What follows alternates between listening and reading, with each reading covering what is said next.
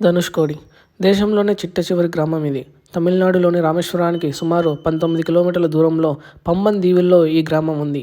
India శ్రీలంకను కలిపే రామసేతు లేదా Adams bridge ఈ గ్రామంలోనే ఉంది. ధనుష్కోడికి చేరాలంటే 2016 వరకు సముద్రంలోనే ప్రయాణం చేయాల్సి వచ్చేది.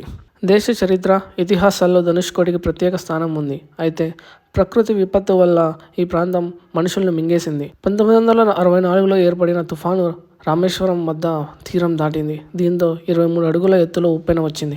ఫలితంగా ఆ గ్రామంలో నివసిస్తున్న 1800 మంది చనిపోయారు. తుఫాన్ సమయంలో 115 మంది ప్రయాణికులతో వెళ్తున్న రైలు కూడా ఉప్పెనలో చిక్కుకుంది. ఆ విషాద గుర్తులు ఇప్పటికీ ధనుష్కోడిలో కనిపిస్తూనే ఉంటాయి. ప్రస్తుతం ఇక్కడ జాలర్లు మాత్రమే నివసిస్తున్నారు. 2004లో ఏర్పడిన సునామీ సైతం 1600 అడుగులు అయిన ఎత్తైన అలలతో ధనుష్కోడిని ముంచేశాయి. దీంతో ఈ ప్రాంతంలో అడుగు పెట్టాలన్నా, నివసించాలన్నా ప్రజలు వణికిపోతున్నారు. ఈ ప్రాంతానికి 18 మైళ్ళ దూరంలో శ్రీలంకలోని తలైమన్నార్ పోర్టు ఉండేది. అక్కడికి చేరుకోవడం కోసం చెన్నై నుంచి పంబన్ దీవి వరకు రైల్లో ప్రయాణించి అక్కడి నుంచి ఓడల్లో శ్రీలంక చేరుకునేవారు.